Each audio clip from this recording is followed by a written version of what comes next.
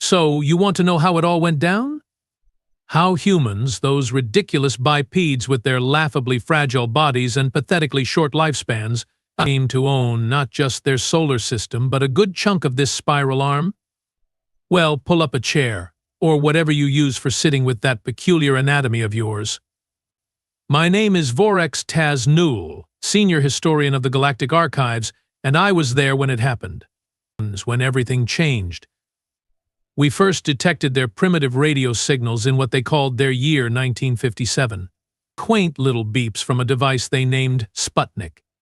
The High Council found it amusing, like watching an infant take its first steps. We'd been traversing galaxies for millennia by then. What harm could come from observing these newcomers? Another developing species, Grand Admiral Pilax said with that signature three-nostril snort of his, "They will probably blow themselves up before reaching their second moon." The Grand Admiral, like most of the Zinthari High Command, had seen thousands of species rise and fall. Humans were nothing special on paper. Short-lived, physically weak, emotionally volatile. No natural armor. No telepathic abilities. Not even basic radiation resistance. Just soft, pink creatures with ridiculous hair growing from their heads. But then they did something unexpected. They kept going. Moon landings, space stations, probes to their outer planets. All with technology that made our engineers laugh until their secondary air bladders cramped. They are using combustion rockets? Lieutenant Queslar howled during one briefing. Literal controlled explosions? To escape gravity? That's not spacefaring. That's just being too stubborn to accept you are ground-bound. I remember nodding in agreement. We all did. Fools, the lot of us. By their year 2031, they had established a permanent base on their moon and were planning a Mars mission. The Council decided it was time for official first contact. I was selected as cultural attack for the mission, much to my dismay. Why me?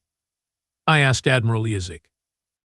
Because you are expendable, she replied with that diplomatic charm we Zinthari are known for. And you wrote that thesis on pre-spacefaring civilizations. Consider this your field research. Our ship, the Boundless Horizon, parked itself in Earth orbit in full view of their primitive satellites. We waited for panic, for chaos, for their pitiful militaries to launch futile attacks. But instead, we got a transmission. This is Colonel Alexandra Petrov of the International Space Agency. If you are receiving this message and are, well, not from around here, we would like to welcome you to Earth orbit. We have prepared a delegation to meet with you at coordinates we are transmitting now. We come in peace and hope you do too. Admiral Yizik's mouth tendrils twitched in surprise. They are inviting us to a meeting? Not shooting? Not screaming? Not praying to fictional deities? I checked the historical records. Actually, sir, there's quite a lot of screaming happening on their planetary information networks. And praying. And some shooting, though not at us yet. Yet, he repeated, prepare a shuttle. Taz Newell, you are with me. The meeting point was their International Space Station, a laughably primitive structure that looked like it might disintegrate if someone sneezed too hard. Their delegation consisted of 5 humans in bulky white suits that made them look even more ridiculous than usual. Colonel Petrov was their leader, a tall female with hair the color of solar radiation and eyes that reminded me of the frozen methane lakes on Rigel 9. She extended a gloved hand toward us, which our cultural briefing indicated was a greeting, not a threat display. Welcome to Earth space, she said. We are still wrapping our heads around the fact that we are not alone. So forgive us if we seem a bit overwhelmed. Admiral Yizik ignored her hand. We have been watching your species for some time. Your technological progress is persistent, if unimpressive. I expected offense. What we got was laughter. Yeah, we know our tech is probably Stone Age stuff to you folks, said another human, a darker-skinned male who introduced himself as Dr. Terrence Jackson. But hey, we made it to orbit with glorified fireworks and math. That's something, right? I found myself liking these humans despite my best professional judgment. They knew they were outmatched, outgunned and completely at our mercy. Yet here they were making jokes. Over the next few months, a cultural exchange program was established. They gave us their music, art, literature, and cuisine. We gave them just enough technological insights to be helpful without advancing them too quickly. Standard protocol for emerging species integration. The High Council authorized the construction of a joint research station in Earth orbit. It was mostly our technology, but we let the humans contribute to show respect for their sovereignty. They named it Harmony Point, another example of their bizarre optimism. Among the human contingent assigned to Harmony was a maintenance engineer named Maya Okafor. Small, even by human standards, with skin the color of rich soil and a laugh that somehow seemed to ripple through the recycled air of the station. She was assigned to learn about our life support systems, which she approached with an enthusiasm that bordered on maniacal.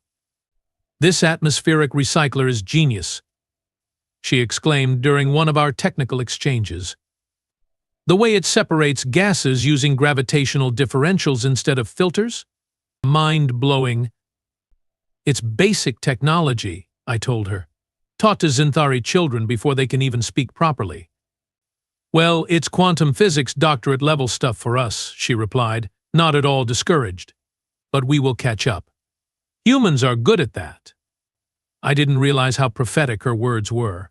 4 standard cycles after Harmony Point became operational, it happened. An incident that would change everything. Maya Okafor died. It was a stupid accident. A power surge in one of the human-designed sections caused a pressure door to malfunction. Maya was caught between sections when emergency protocols initiated. The door crushed her lower body. By the time medical assistance arrived, she had lost too much blood. To us, it was unfortunate but hardly catastrophic. Space is dangerous. People die. Particularly fragile humans with their easily punctured skin and limited ability to survive trauma.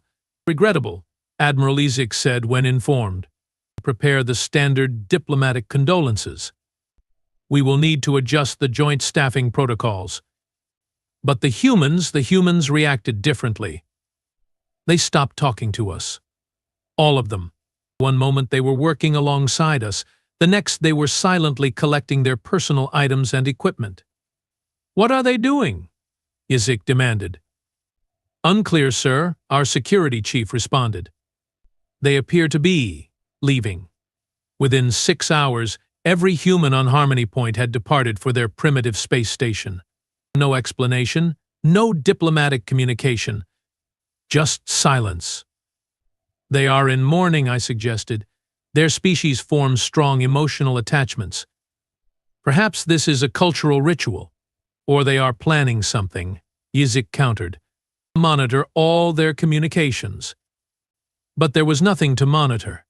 Earth had gone silent. Not just to us, but to Harmony Point entirely. No transmissions, no responses to our hails. Even their public broadcasts seemed to have ceased. For 3 days, nothing. Then, on the 4th day, our sensors detected movement. Massive movement. "Sir," our tactical officer called out, "we are tracking multiple launches from Earth's surface. Hundreds, no, thousands of them." "Military response?" Ezek asked, tendrils rigid with sudden concern. "Negative. These are civilian craft? They appear to be evacuation vehicles." We watched in stunned silence as what looked like every space-worthy vessel on Earth launched simultaneously. Passenger shuttles, research vessels, even private spacecraft owned by their wealthy elite, all rising from the surface in a mass exodus, unlike anything I'd ever seen. "Where are they going?" I whispered. The answer came soon enough. Not to Harmony Point, not to their space station. They were heading to their moon base, to their orbital habitats, to hastily prepared emergency shelters in Earth orbit. Admiral Ezek called an emergency meeting of all senior staff. "Explain this," he demanded, projecting images of the ongoing evacuation. Why would they abandon their homeworld over one death? No one had an answer. Not until a transmission finally came through on all frequencies. The sender identified herself as President Lucia Reyes of the United Earth Government, a political entity that, as far as we knew, hadn't existed until that moment. To the representatives of the Zar'keth Empire and all other spacefaring civilizations, she began. Her face was stern, her eyes hard. Humanity has made a decision. The death of engineer Maya Okafor on Harmony Point has demonstrated that our current approach to space cooperation is fundamentally flawed. Isaac scoffed. One accident and they are throwing a planetary tantrum? President Reyes continued. As of 0600 Universal Earth Time today, we have initiated the Exodus Protocol. All humans capable of leaving Earth are doing so. Those who remain have volunteered to oversee the final stages of the protocol. Final stages? I echoed. What protocol? Earth is now closed, she announced. Permanently. No human will set foot on its surface again. We are seeding automated defense platforms in orbit. Any attempt to land on Earth without authorization will be met with immediate and terminal force. Admiral Isaac slammed his control panel. This is absurd. They are abandoning their home world? Over one death? They can't survive in space long term? Their technology isn't capable of it. The president's expression didn't change. We thought you might say that, which is why we are implementing the second phase of Exodus immediately. But the transmission ended. Moments later, alarms blared throughout Harmony Point. Multiple energy signatures detected on Earth's surface. Our tactical officer shouted, They are activating something big." We watched in horror as enormous structures, previously hidden underground or disguised as civilian facilities, activated across Earth's surface. Massive energy readings, unlike anything we'd detected from them before. "What are those?" Isaac demanded. I had a terrible suspicion. "Sir, remember those limited technological insights we shared with them? About gravity manipulation and energy conversion?" Isaac's eyes widened. They couldn't have, not this quickly. Not at this scale. But they had. All across Earth, massive gravity pulse generators were powering up. Technology we'd considered harmless in their hands because it would take centuries to develop practical applications. Except humans don't think in centuries. They think in years, in months, sometimes in days. "Sir, the generators are creating a unified field," our science officer reported, voice trembling. It's a planetary shield. They are sealing Earth inside an impenetrable gravity barrier." "That's impossible." Isaac roared. "The power requirements alone would." "They have redirected all planetary power generation to the shield network," the officer interrupted. "Everything. Nuclear, solar, wind, even their primitive fossil fuel plants, all of it feeding the shield." Before our eyes, a shimmering barrier enveloped Earth. Not a physical wall, but something far more formidable. A gravitational discontinuity that would tear apart any matter attempting to pass through it. The ultimate quarantine. "They have locked themselves out of their own planet," I whispered in disbelief. "No," Admiral Isaac corrected grimly. "They have locked everyone else out, too." A new transmission came through. President Reyes again. "The shield is now active and self-sustaining," she announced. "Earth is preserved exactly as it is, our cradle, our history, our heritage, protected from all external threats forever. Meanwhile, humanity will move forward among the stars." "With what technology?" Isaac demanded, though she couldn't hear him. "With what resources? They have cut themselves off from their own world." As if answering his question, our sensors detected new activity. All across Earth orbit, human vessels were docking with each other. Connecting. Building. "They are constructing space habitats," our science officer reported in awe. Using designs based on our life support systems. The ones we taught them. "And that's just the beginning," President Reyes continued. "With Earth secured, humanity will now focus entirely on space colonization. Our moon, Mars, the asteroid belt. We are no longer a planetary species with a space program. We are now a spacefaring species with a protected planet of origin. Admiral Ezek stared at the view screen in stunned silence. For perhaps the first time in his long, distinguished career, he had no response. President Reyes's final words still haunt me to this day. One human died in orbit. Maya Okafor was her name, and her death will be marked as the moment humanity truly left its cradle behind. We thank the Zinthari for this harsh but necessary lesson. Space is unforgiving, and those who master it must be equally unforgiving in their determination. You showed us what we needed to become. The transmission ended.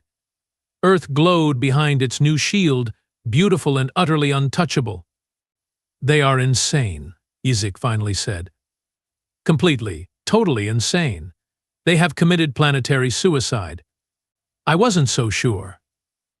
Looking at the rapidly assembling human fleet, at the determination and coordination they'd displayed, I felt something I'd never expected to feel toward these primitive beings, respect, and perhaps just a touch of fear. Sir, I said quietly, I don't think this is suicide. I think it's evolution. And I think we may have just witnessed the birth of something unprecedented. Ezek turned to me, his usually confident expression replaced with genuine concern. What exactly did we create here, Tasnol? I gazed at the shimmering barrier around Earth, at the growing constellation of human activity beyond it. I don't know, sir, but I suspect we are going to find out. And find out we did. But that, my curious friend, is where part one of this tale ends. The real madness was just beginning. The part where humans, those supposedly fragile, short-lived, emotionally volatile creatures, showed the galaxy exactly what humanity, really means. The Zinthari High Council called an emergency session within days. I'd never seen the Grand Chamber so packed. Representatives from every major house crowded the tiered seating, their mouth tendrils twitching with agitation. They have done what? Grand Counselor Vexmora asked for the third time, her luminescent eyes blinking rapidly in disbelief. Admiral Ezek stood at the center of the chamber, projecting images of Earth's shield and the rapidly expanding human space infrastructure. They have abandoned their homeworld, he repeated, sealed it behind a gravity barrier of our own design, though implemented in ways our engineers are still struggling to comprehend. They have committed their entire species to space habitation. Preposterous, shouted Counselor Zabran. They will be extinct within a cycle. Their biology isn't suited for permanent space habitation. Their muscles atrophy. Their bones dissolve. Their primitive immune systems collapse without their planet's natural biome. I stepped forward then, clearing my throat tubes nervously. With respect, Counselor, they seem to have solved those problems already.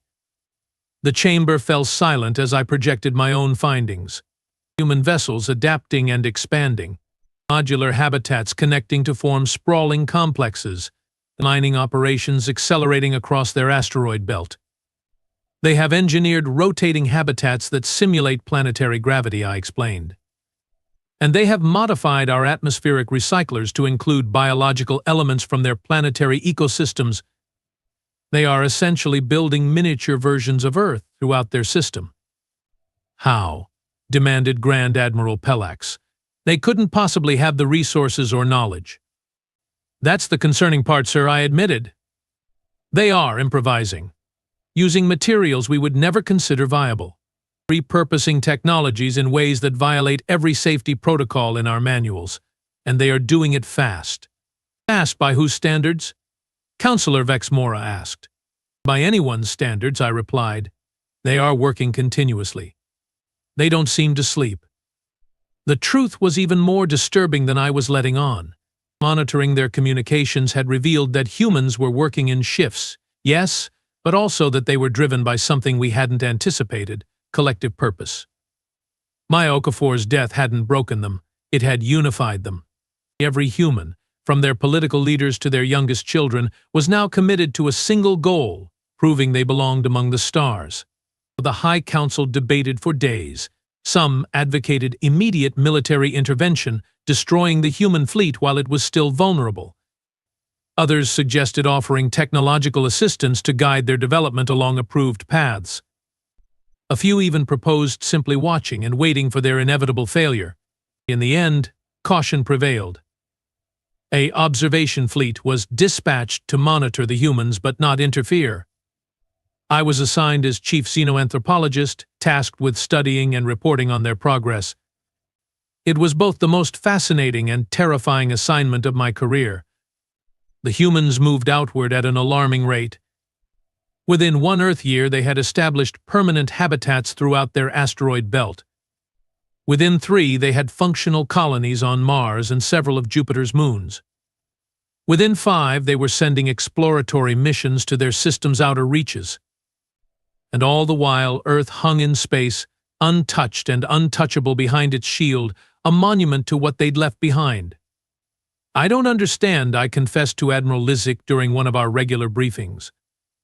"Why keep Earth preserved if they never intend to return?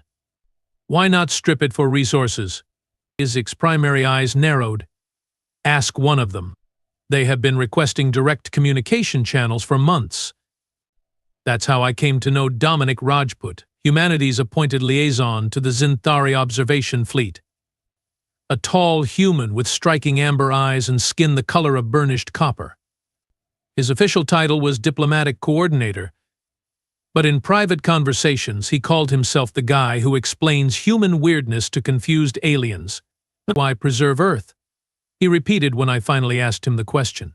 "Because it's home, Vorex. Not our home anymore, but still home. You don't dismantle your childhood house just because you have moved out, do you?" Actually, Zinthari typically consumed their birth dwellings as part of adulthood ceremonies, I informed him. Dominic laughed so hard he started choking, which alarmed me until I remembered that this was sometimes a human response to finding something humorous. "Of course you do," he wheezed. "That's perfect. Look, it's our museum now, our memorial, our reminder of where we came from and what we are leaving behind." "A tremendously expensive memorial," I pointed out. His expression sobered. "Worth every jewel powering that shield. Besides, we have got plenty of resources now that we are not bound to one gravity well. The asteroid belt alone has enough metal to build habitats for trillions. But you are not trillions. You are billions. Scattered across thousands of hastily built habitats, yet burning through resources at an unsustainable rate to maintain life support systems that were never designed for permanent use." Dominic gave me that strange human expression, the one where they lift one side of their mouth higher than the other. A smirk, they call it. "You are still thinking of us as a planetary species, Vorex. We are not anymore. We have adapted." The adapted was an understatement. When we finally gained access to their habitat designs, our engineers were simultaneously impressed and horrified. The humans had created closed-loop ecosystems that recycled every molecule of water, every atom of carbon, every breath of oxygen. Nothing was wasted. Their habitats weren't just places to live, they were living things themselves, with multiple redundant systems and self-repair capabilities. And they kept building more. Faster, better, larger. Then came the incident with the Krell hegemony. The Krell were ancient rivals of the Zinthari, silicon-based life forms with a fondness for plasma weapons and territorial expansion. They'd given our fleets trouble for millennia, but we'd maintained an uneasy peace through mutually assured destruction. When Krell scouts detected the sudden explosion of human activity in what had previously been an unremarkable star system, they saw opportunity. Here was a young, vulnerable species rich with resources and technology clearly borrowed from their Zinthari friends. Perfect prey. The Krell attack came without warning.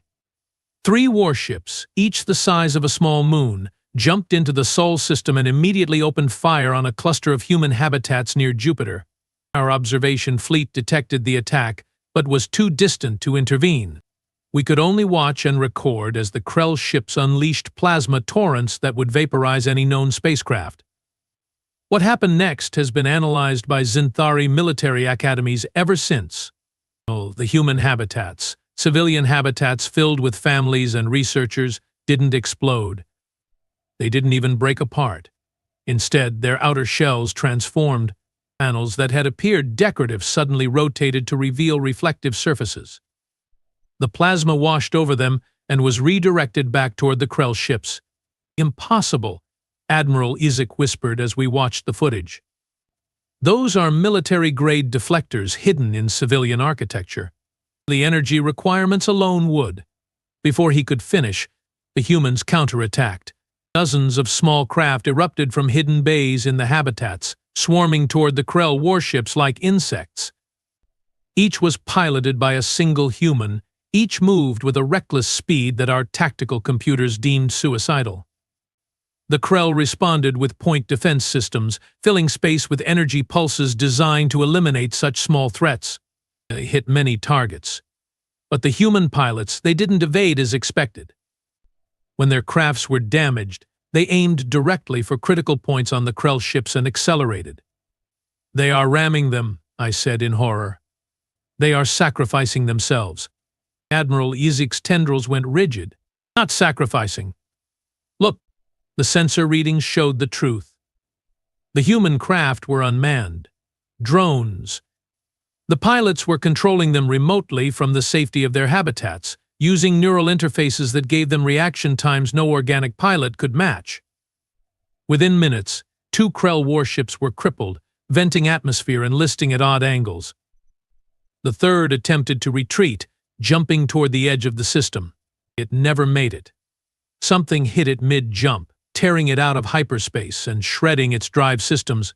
Something that had been hiding in the shadow of Neptune. Something enormous. "What is that?" Isaac demanded.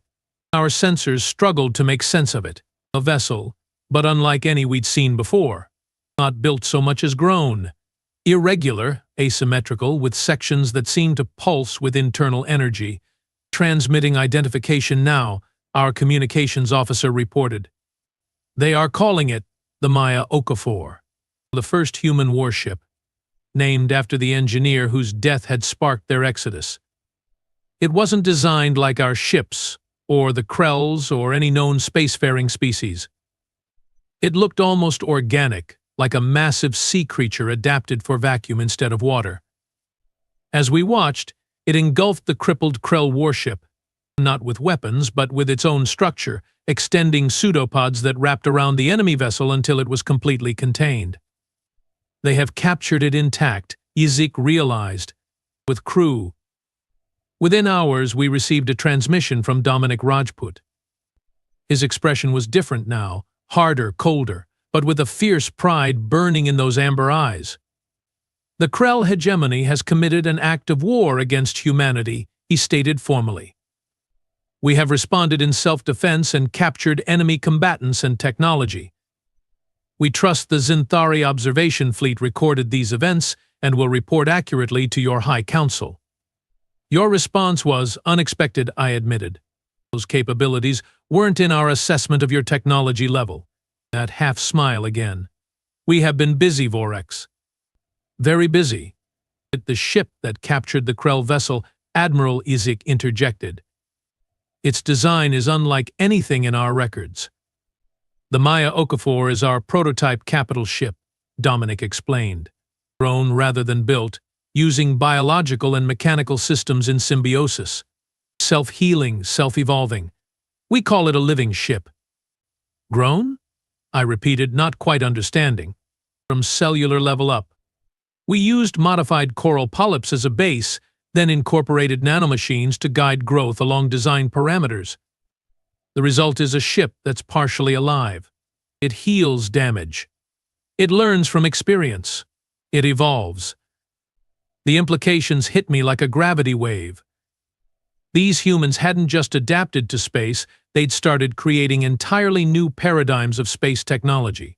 Not by massive industrial effort, but through biological processes that required minimal resources and could expand exponentially. "How many of these ships do you have?" Isaac asked quietly. "The Maya is our first successful prototype," Dominic replied. "Then, with perfect timing, the next 50 are already growing. The Krell incident changed everything." The Zinthari High Council immediately recognized humanity as an independent spacefaring power. Trade agreements were hastily drafted. Cultural exchanges expanded. Military liaisons were established. Not out of friendship, out of fear.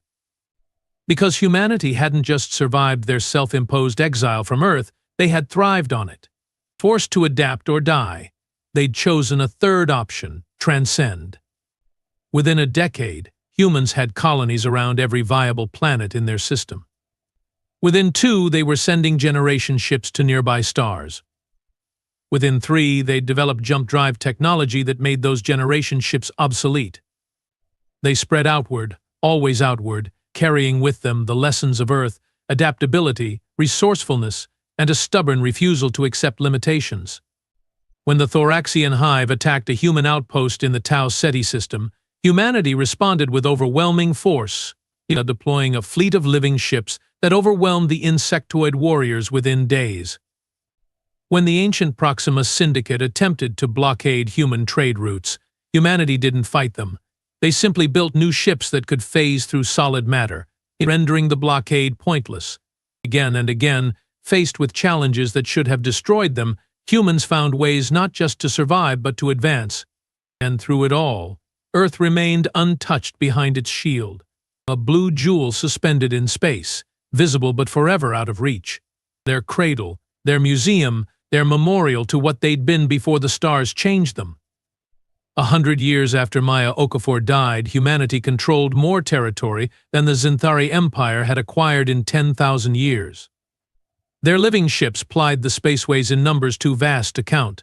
Their habitats housed trillions, each generation born further from Earth, each more adapted to the void than the last. I'm retired now, my official duties long behind me. But Dominic Rajput, or rather his great-great-grandson Trevor Rajput, still visits me occasionally. The family resemblance is striking, though Trevor's skin has the faint blue tinge common to humans born in the high-oxygen environments of the Jupiter habitats. During his last visit, I finally asked the question that had bothered me for decades. Was it planned? The shield? The Exodus? Was Maya Okafor's death the trigger you were waiting for? Trevor's amber eyes, so like his ancestors, widened in genuine surprise. Planned? No, we were terrified, desperate. But sometimes, Vorex, the most significant evolutionary leaps come from moments of crisis. Maya's death showed us how fragile we were on that little blue planet, how vulnerable. We had to change or perish. But the technology, I pressed. The living ships, the habitat designs. You couldn't have developed those so quickly without groundwork. We didn't develop them, Trevor corrected gently. We adapted them. From coral reefs and rain forests, from bacterial colonies and neural networks. We looked at life that already existed and asked, how can this serve us in space? Earth was our greatest teacher, even after we left it behind. I understand now. Humans never truly abandoned Earth.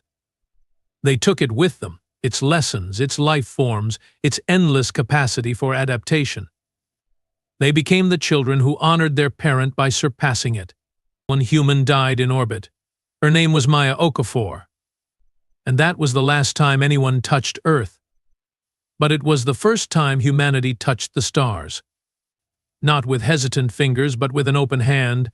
A hand that could create living ships and impossible technologies. A hand that could fight when necessary and build when possible. A hand that reached outward, always outward, carrying life to the lifeless places between stars. So if you are wondering why we Zinthari, who ruled this sector for eons before humans invented the wheel, now tread carefully around human space, why our trade ships follow their regulations, why our diplomats speak softly in their councils. It's because we remember what they did when backed into a corner, when forced to adapt or die. They chose neither. They chose to transform. And the galaxy has never been the same since. Humans, huh? Never underestimate a species crazy enough to abandon a perfectly good planet just to prove a point.